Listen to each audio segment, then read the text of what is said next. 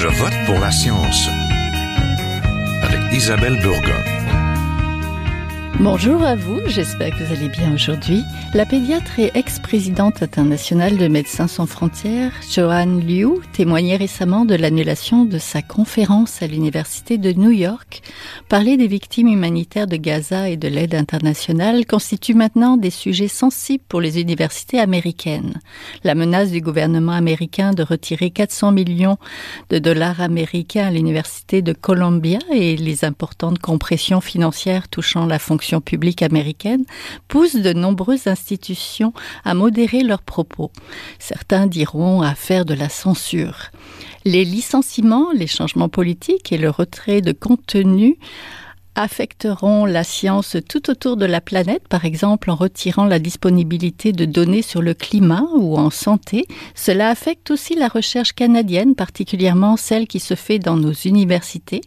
Le mouvement Stand Up for Science, Debout pour la science, organisait récemment une large manifestation à Washington, D.C. pour s'opposer aux politiques répressives de l'administration Trump à l'endroit de la recherche scientifique. Quelles sont les conséquences des politiques américaines pour les universités et la science d'ici? Nous en parlons tout de suite. Restez là.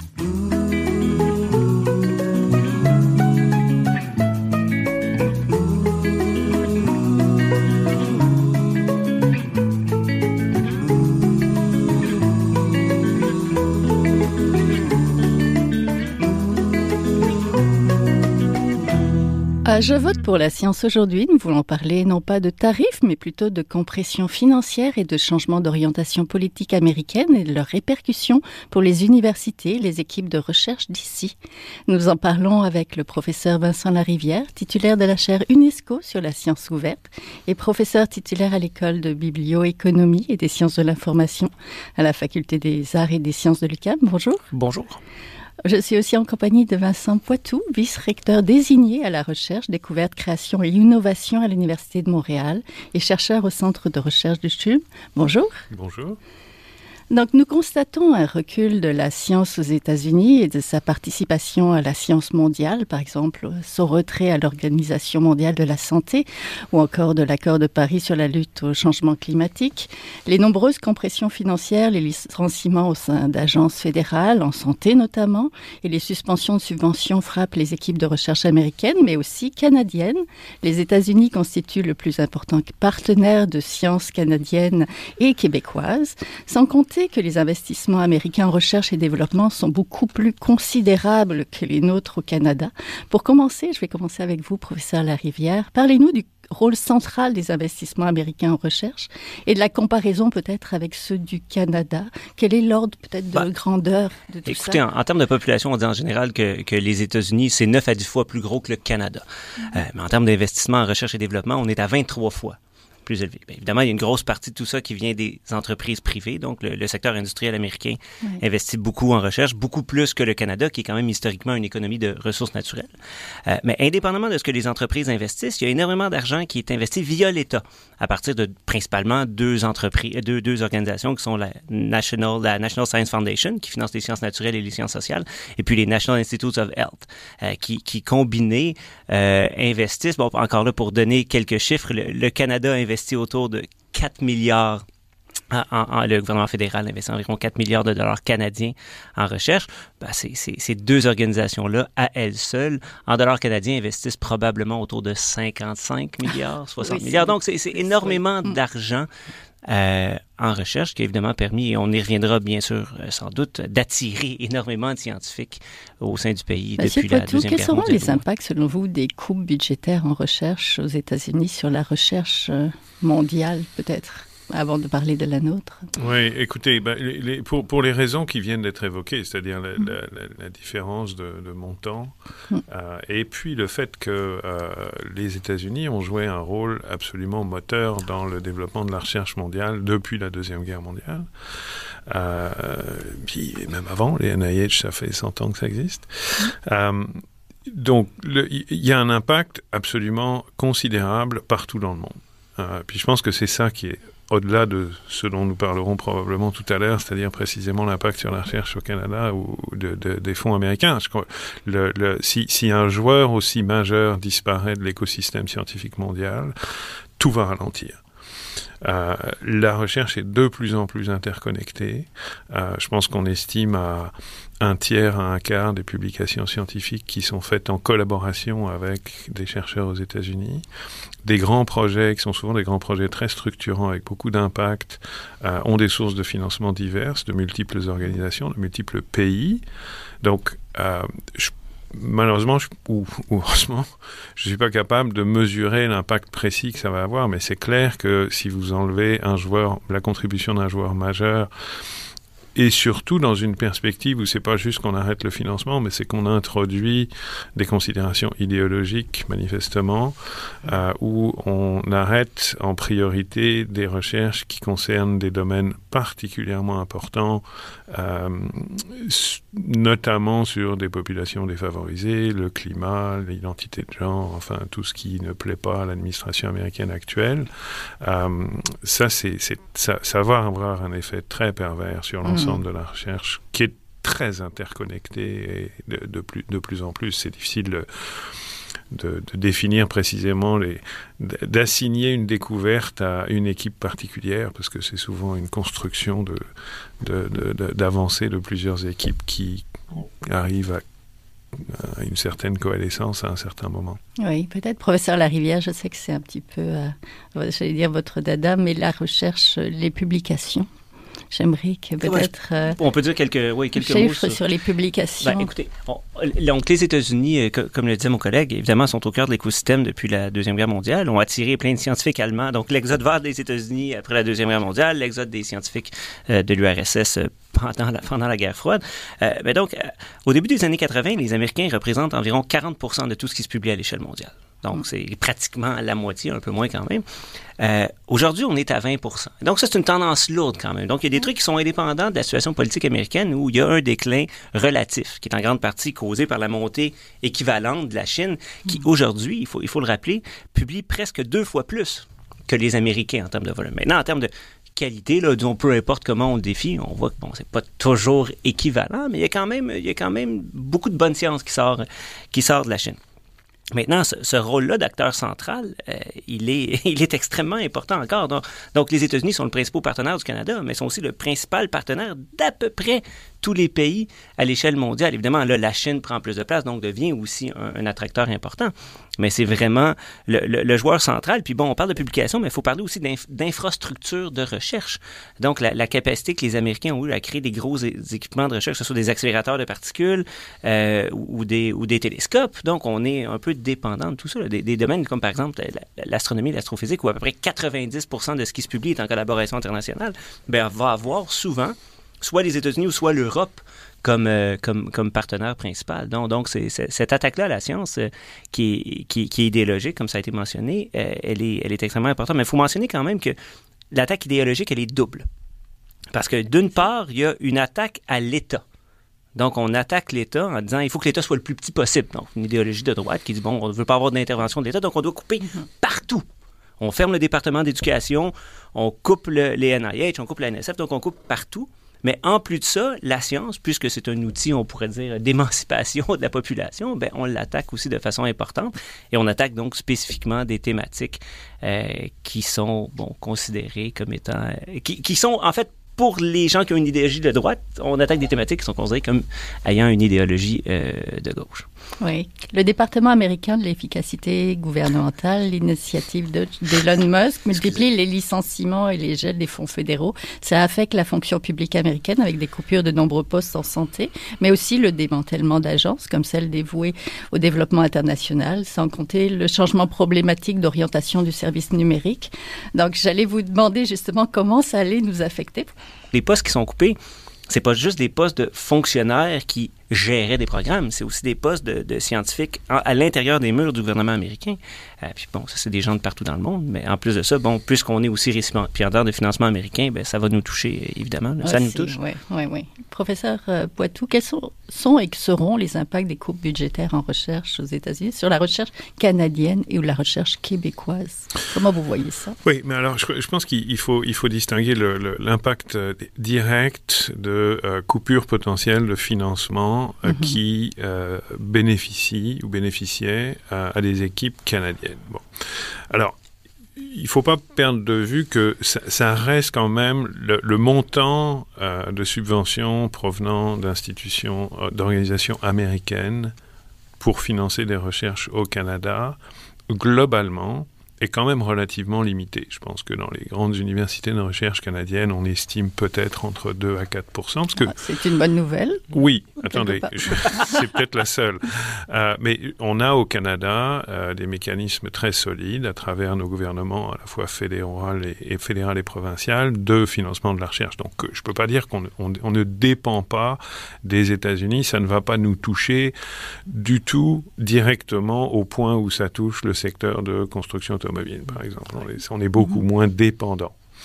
Alors, c'est vrai, globalement, il faut quand même se rappeler que certaines de nos équipes, dont des équipes de recherche très performantes, elles sont beaucoup financées par les États-Unis. Donc, l'effet global va être relativement modeste, en tout cas j'espère, mais certaines équipes de chercheuses et de chercheurs très performants, parce qu'ils sont capables d'être en compétition avec les meilleures équipes au monde, vont être affectés si les financements s'arrêtent. Puis une partie du problème, c'est qu'aujourd'hui, on est dans l'inconnu total, sauf pour certains domaines, comme je l'évoquais tout à l'heure, mais certaines équipes très performantes vont être touchées, certains projets et certaines équipes vont être touchées parce que il y a des financements NIH qui sont des financements qui financent une partie du travail qui va être fait. Moi, j'en ai un comme chercheur. Oui, c'est ça. Vous pensez à quoi concrètement? Alors, concrètement, je peux vous donner l'exemple d'une équipe de recherche au CHUM qui travaille sur l'implémentation de thérapies de prévention du VIH, par exemple, dans les populations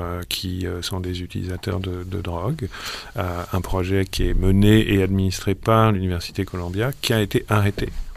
Okay, donc une partie du projet est réalisée au CHUM parce qu'il y a des cohortes au CHUM. Une partie du projet est réalisée aux États-Unis dans plusieurs universités. C'est un projet qu'on appelle multicentrique.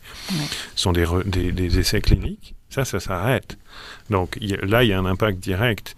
Moi, j'ai un projet qui est financé en partie par les NIH américains, qui est piloté par l'Université de Californie à Davis.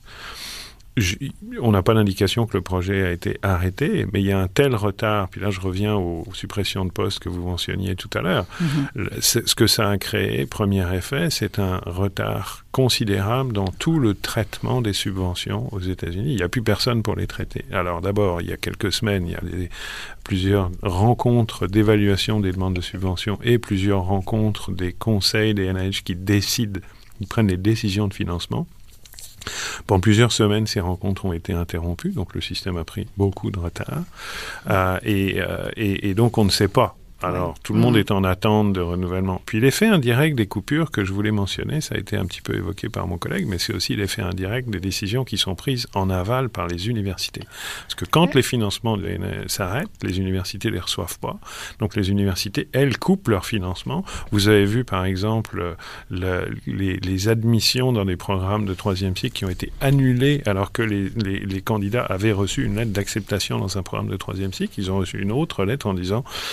Désolé, mais finalement, on ne peut pas vous prendre. Parce que les universités ont... Alors après, il y a toute la question des frais indirects, mais simplement sur le renouvellement. Il faut comprendre que même si une subvention... Je prends toujours l'exemple du NIH parce que c'est le domaine que je connais le mieux, mais même si une subvention est initialement approuvée pour 4 ans, on doit recevoir une lettre d'octroi tous les ans, parce que l'octroi final du budget dépend du budget approuvé au Congrès, évidemment. Alors, c'est ça qui est en retard en ce moment. Donc, c'est des projets qui ont déjà passé les stades d'évaluation scientifique, qui sont dans la machine, qui devraient être renouvelés, ils roulent. Mais là, mon projet s'arrêtait, l'année fiscale s'arrêtait le 31 mars, la semaine dernière, ou je ne sais pas quand c'était, lundi.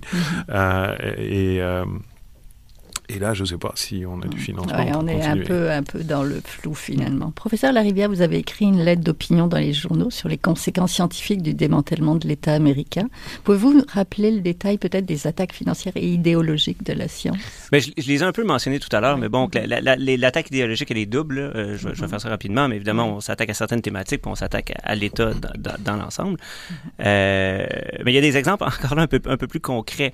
Puis ça montre comment, encore là, on est dépendant des États-Unis à plein niveau, et entre autres sur la question des infrastructures documentaires. Donc, dans le domaine médical, il y a un outil qui s'appelle PubMed, qui est géré par les NIH, qui sert en fait au monde entier pour découvrir de la littérature scientifique. Donc, le site de PubMed, il est géré par les NIH et il est sur le site web du NIH.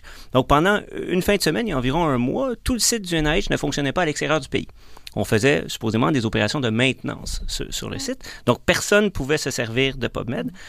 Et là, quand le site web est revenu et s'est mis à fonctionner, bien là, il y avait certains mots-clés qu'on ne pouvait plus chercher. Et là, je parle évidemment du site web des NIH, pas de PubMed, qui n'est pas encore censuré comme le site web des NIH, mais c'est l'étape suivante. Donc, les conséquences, bon, elles sont financières, elles sont idéologiques, mais elles sont aussi dans l'activité concrète des chercheurs et des chercheuses à travers le monde. Donc, on va le répéter souvent, mais c'est pas banal. Ce qui se produit en ce moment, c'est assez unique et c'est assez soudain. Est-ce que ça risque de toucher plus la science fondamentale? Ou ça risque de toucher... Ça touche tout. Non, je pense que... ça dépend dans quel domaine. Je pense que le secteur le plus à risque, c'est probablement le secteur des sciences humaines et sociales, parce que c'est celui qui est souvent vu comme étant un peu moins, entre guillemets, utile à l'activité économique. Or, typiquement, les gouvernements plutôt d'idéologie de droite voient la science comme un outil de développement économique et non comme un outil de production de connaissances pour mieux comprendre le monde. Alors, dans ce sens-là, je pense que le secteur sciences humaines et sociales est très à risque. La science fondamentale, ça dépend. Si c'est pour comprendre comment fonctionnent les escargots, peut-être, mais si c'est pour mettre au point des nouveaux matériaux, pour améliorer, je ne sais pas moi, les batteries, c'est probable que ça se soit préservé. Oui, mais puis, mon collègue a raison. J'ajouterais en plus que même la science appliquée a besoin des universités. Donc, les gens qui vont faire de la recherche appliquée en entreprise ont fait des doctorats a priori en recherche fondamentale au sein des universités. Donc, d'affaiblir la recherche fondamentale va de facto affaiblir la recherche appliquée. Donc, il n'y a pas de... la conséquence va être ressentie partout. C'est pour ça que quand on regarde les actions... On voit une certaine incohérence quand même dans les actions de Trump. Bon, c'est pas surprenant, mais d'Elon Musk aussi qui, à certains égards, va couper de la recherche qui, lui, a servi historiquement dans sa propre sa propre entreprise économique. Et c'est pour ça qu'il y a des débats au sein des républicains sur les fameux visas pour le personnel hautement qualifié qu'une certaine partie des républicains veut voir couper parce que ça contribue à l'immigration. Mais je lui dis, attendez une minute, là.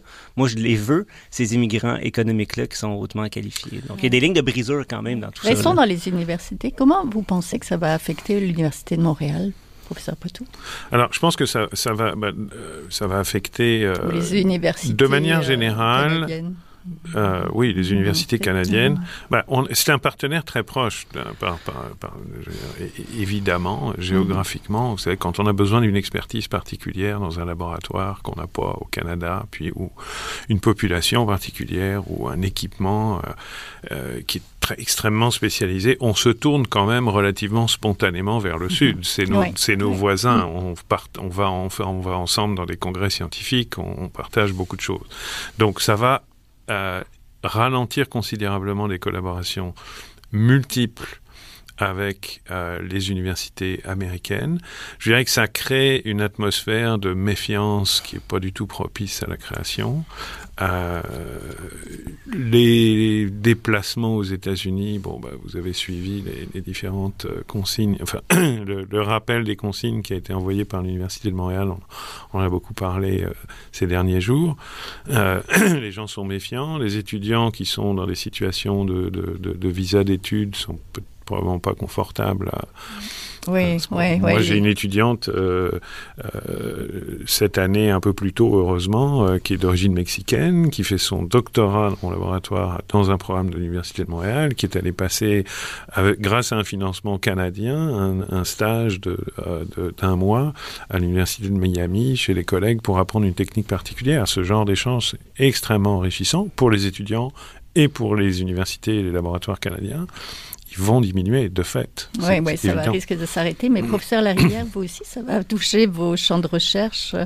Ça risque de toucher certains de vos projets parce qu'on peut vraiment plus parler ou s'intéresser à l'identité de genre, aux femmes. Non, exactement. Et ce qu'il faut voir, c'est que dans la première administration Trump, il y a quand même eu certaines attaques. Donc, moi, j'ai des projets avec les États-Unis depuis, disons, un peu plus d'une quinzaine d'années. Donc, j'ai fait mon postdoc aux États-Unis. J'ai développé des collaborations avec des scientifiques du pays.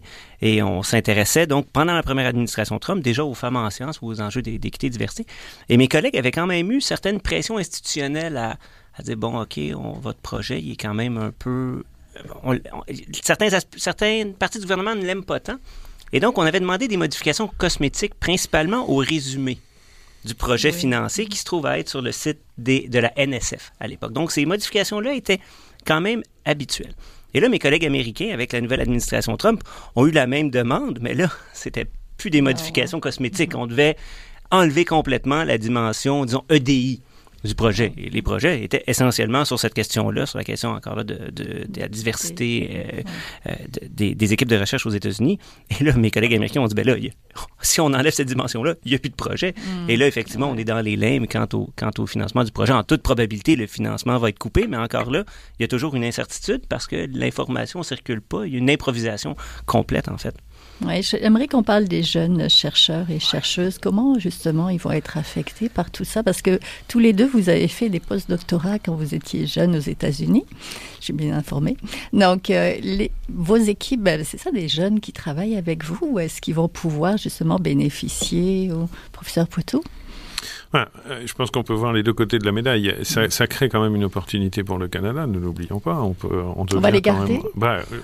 C'est pas tellement les garder, mais des postdocs des étudiants finissant leur PhD de n'importe où dans le monde, qui vont peut-être préférer venir au Canada qu'aller aux États-Unis. Donc, je pense qu'il faut aussi garder ça.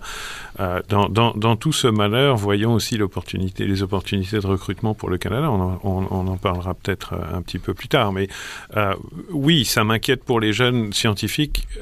Pour la relève de manière générale, parce que les États-Unis étaient quand même formaient quand même beaucoup de scientifiques. Donc là, si les universités sont plus capables de former des PhD, on va avoir un gros problème de relève globalement dans le monde. Pour nos étudiants, il y a d'autres options. Il y a des très bons laboratoires en Europe, en Asie, je ne sais pas où. On peut toujours travailler avec eux pour trouver des solutions alternatives. Mais c'est sûr que ça ferme des portes. Oui, professeur Larivière. Oui, non, je suis tout à fait d'accord.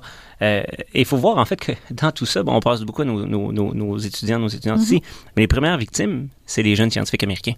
Oui. Les gens qui étaient dans des postes non permanents, qui sont vus perdre leur emploi assez rapidement, en fait, dans certaines agences. Donc, il y a une génération de jeunes scientifiques américains qui est en ce moment quand même un peu sacrifié. Évidemment, on peut essayer d'en attirer ici sans pénaliser nos propres étudiants, nos étudiantes qu'on a formés. Mais c'est vrai qu'il y a une opportunité. Mais pour saisir cette opportunité-là, ça prend à la fois une vision, je dirais, de la part de nos différents paliers de gouvernement, mais ça prend aussi des ressources financières. Et il faut admettre quand même que le Canada, ni le Canada, ni les universités canadiennes ont les mêmes ressources. Les universités américaines, puis j'aimerais ça qu'on en parle un peu, sont extrêmement riches. Beaucoup plus riches que les universités canadiennes et québécoises. Il y a historiquement aux États-Unis la pratique de donner des montants immenses, de la philanthropie. Les universités américaines, donc les universités où moi j'étais affilié aux États-Unis, avaient des départements de philanthropie qui étaient probablement 10 fois plus gros que ce qu'on a à l'Université de Montréal et des fonds de dotation qui sont immenses. Une université comme Harvard, de mémoire, est autour de 55 milliards de dollars de philanthropie. Donc on aurait pu penser ou espérer que les universités américaines, compte tenu de leur richesse, pourrait tenir tête à l'État américain. Une université comme Columbia qui se met à terre pour 400 millions, elle aurait pu absorber ça avec son fonds de dotation plutôt que de se plier automatiquement. Donc, ça pose des questions, à mon avis, qui sont extrêmement...